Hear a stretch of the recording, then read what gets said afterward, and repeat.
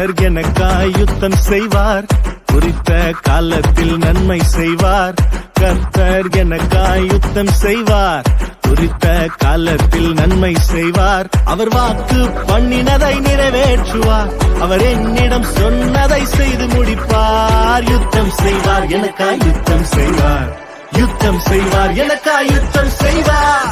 ஏகோவா நிசியே, தோல்வி என்றும் இல்லையே.